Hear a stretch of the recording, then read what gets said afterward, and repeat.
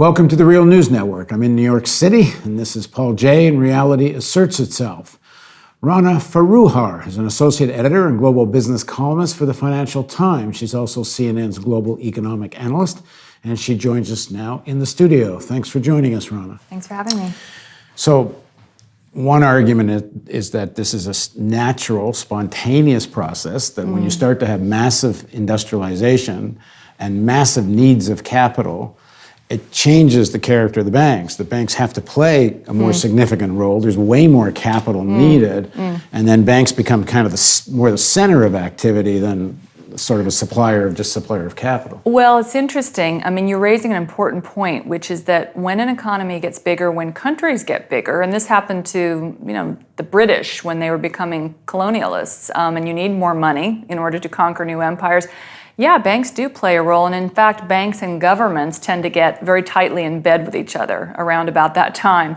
And one of the things that I try to explore in my book is how Washington and Wall Street together created this problem. That this isn't just, a bunch of bankers kind of in a vacuum figuring all this out themselves. Finance is governed by certain rules that are set in Washington, and what I'm arguing is that if you go back to the late 60s, early 1970s, there were changes happening in the U.S. economy. So if you look at where we were then, it had been 20 years or so of the post-war period of prosperity. The U.S. was no longer just on the global stage by itself as it had been right after World War II. We kind of had the game to ourselves. Europe was on its knees. The emerging markets hadn't really emerged yet. By the 70s, that was starting to change, and U.S. trend growth was actually slowing. And at that point, politicians had a decision to make about what interest groups they were going to prioritize. Were they going to fund a war, or were they going to work on social service programs at home? And, the kind of guns and butter debate, really, that, you hear about from back then.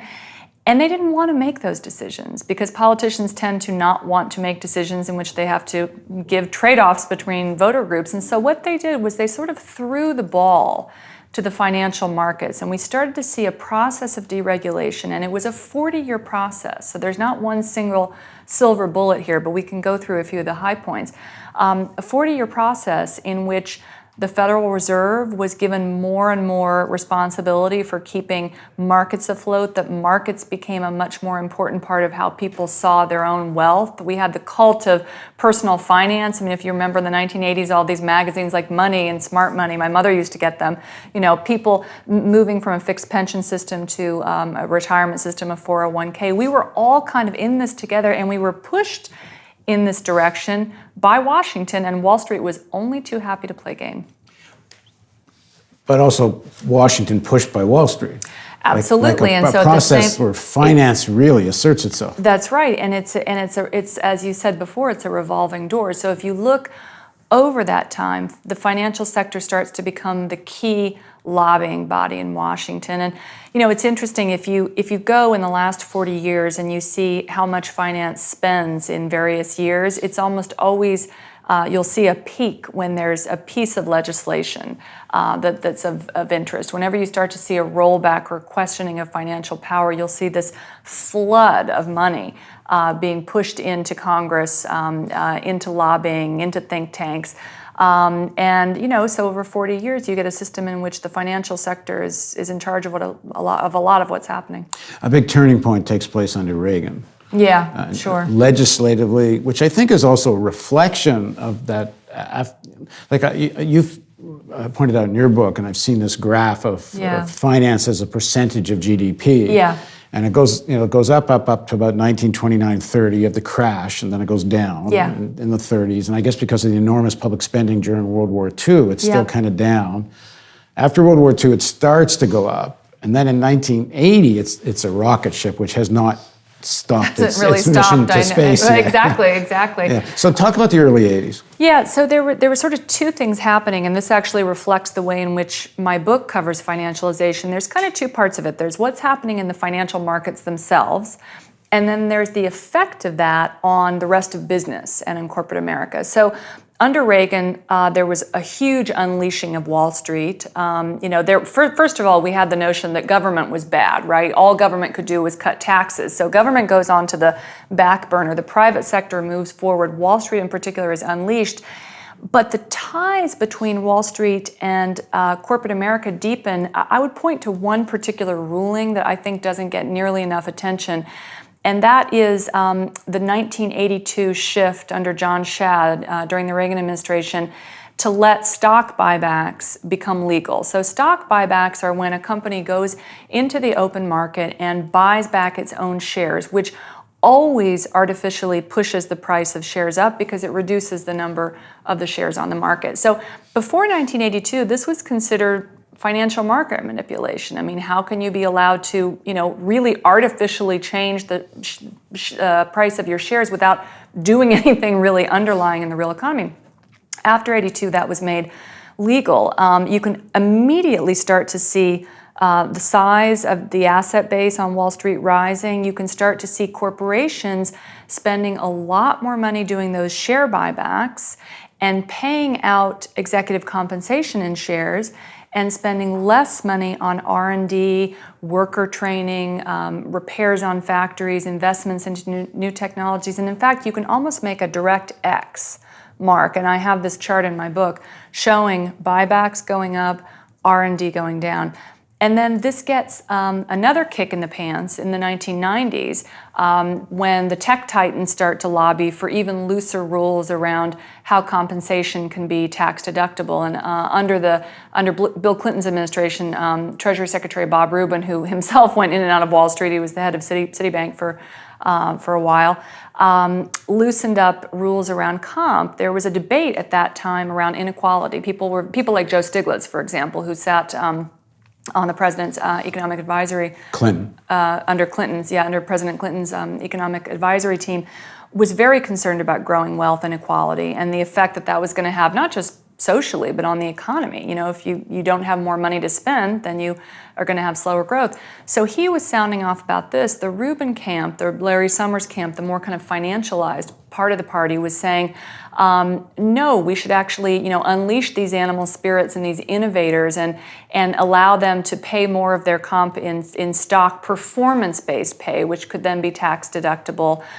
This would be paid out in shares. And then again, you start to see this process where buybacks go up, R&D goes down. Here's another excerpt from Makers and Takers. In the spring of 2013, Jobs' successor as CEO of Apple Inc., Tim Cook, decided the company needed to borrow $17 billion. Yes, borrow. Never mind that Apple was the world's most valuable corporation, that had sold more than 1 billion devices so far, and that it already had $145 billion sitting in the bank, with another $3 billion in profits flowing in every month. So why borrow? Apple would not actually have to touch its bank accounts, which aren't held someplace down the street like yours or mine. Rather, they are scattered in a variety of places around the globe, including offshore financial institutions. The company is secretive about the details. If that money were to return to the United States, Apple would have to pay hefty tax rates on it, something it has always studiously avoided. Apple didn't need that money to build a new plant or to develop a new product line. It needed the funds to buy off investors by repurchasing stock and fattening dividends, which would goose the company's lagging share price. Apple's behavior is no aberration. Stock buybacks and dividend payments of the kind being made by Apple, moves that enrich mainly a firm's top management and its largest shareholders, but often stifle its capacity for innovation, depress job creation, and erode its competitive position over the longer haul, have become commonplace. The S&P 500 companies as a whole have spent more than $6 trillion on such payments between 2005 and 2014, bolstering share prices and the markets even as they were cutting jobs and investment. Corporate coffers like Apple's are filled to overflowing, and America's top companies will very likely hand back a record amount of cash to shareholders this year. Meanwhile, our economy limps along in a recovery that is tremendously bifurcated. Wage growth is flat. 6 out of the top 10 fastest growing job categories pay $15 an hour, and workforce participation is as low as it's been since the late 1970s. It used to be that as the fortunes of American companies improved, the fortunes of the average American rose too. But now something has broken that relationship. That something is Wall Street. So talk about Apple in that context then. Well, so this is the lead chapter of my book, and it's kind of interesting. I was looking for my first chapter for the most Kafkaesque example that I could find of how the financial markets today work, and really what I came up with was Apple. Apple is the wealthiest company in U.S. history, probably in the history of the world. And at the time that I wrote the book, it had about $200 billion in cash sitting in overseas bank accounts. It's more now. It's around $300 billion. To avoid tax. To avoid tax, exactly. Because they would do this thing where they would transfer royalty rights, say, to a company in Ireland, then they pay their own company in Ireland royalty, and they transfer the money overseas. Exactly. We need another hour to cover the logistics of that. But read the Panama Papers, and you kind of get an idea about it. So they had all this money sitting in overseas bank accounts. But they wanted to use the very low interest rates that we had following the financial crisis to take debt, issue their own debt, and then use that money that they had raised on the public markets in the U.S. to pay back the wealthiest shareholders. People like, Carl Icahn, for example, corporate raider. He had nothing to do with the iPhone, I can assure you, but at the time he owned a large chunk of Apple stock, and he kept tweeting, every few weeks saying, Apple should do more share buybacks, Apple should do dividend payments. So it was borrowing a lot of money on the US markets in order to pay back people like Carl Icahn. Meanwhile, offshoring revenue and keeping it away from tax coffers of the government that actually funded the basic research that made this company what it is today. So the internet, smart GPS, technology. touchscreen. All that came out of DARPA and the Pentagon.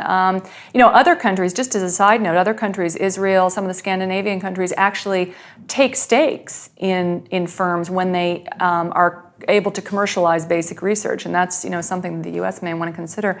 But so you have the situation where a company that is more involved in markets than ever before in history actually doesn't need any cash. How can that be a good thing? Not just mountains of cash, universes of cash, and then they go and borrow, what was it, $14 billion? $14 billion, and actually it's far beyond that now. I don't have the latest figures, but the amount of debt that was issued by this firm is roughly equal to the amount of cash they have sitting abroad. So you've got a debt bubble being cooked up over here. You've got tax revenue that could be paying for things like education or infrastructure or training up a 21st century workforce that won't be displaced by Foxconn robots over here. And that's simply not good for the real economy. And they're borrowing the cash to do stock buybacks. That's right. And they're borrowing the cash to do buybacks and increase the inequality gap that was the problem to begin with. By the way, since I've written this book, this problem has grown epically. And it's very interesting, the Republican tax plan that just went through under the Trump administration, one of the big selling points for this tax plan was, there's all this cash abroad, we're going to lower rates and these companies are going to bring back this cash and invest it on Main Street. Well, for starters, a lot of that cash isn't cash, it's in bond portfolios that are in those offshore bank accounts. Well, these companies have to sell those bonds in order to bring any of that money back. What do we think that's going to do to the financial markets? Possibly destabilize them. Has anybody thought about that, talked about it?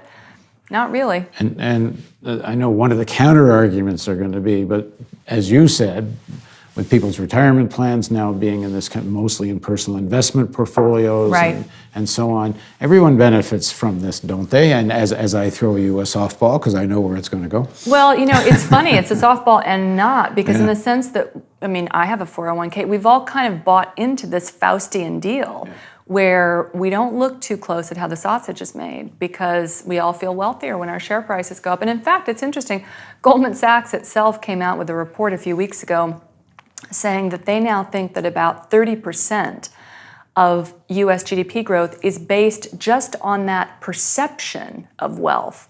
So people's sense that their assets are way up here fuels their spending, which then represents economic growth. But if they feel that there's been a correction, the market goes down, that's growth that could go away.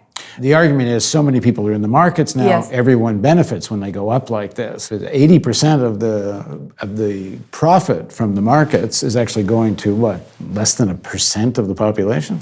Well, if you look at the overall share ownership in this country, asset ownership, basically 80% of the stock is owned by 20% of the people. And the bulk of that 80 is owned by the top 1%. So when you talk about the markets going up, as politicians always do, it amazes me, on both the left and the right, frankly, people say the markets are great, the economy's great. Well, those things are a little bit different. The markets being great is great for, frankly, not to sound too Marxist, but the owners of capital, which is basically the top 20%. Okay, well, on that Marxist note, we'll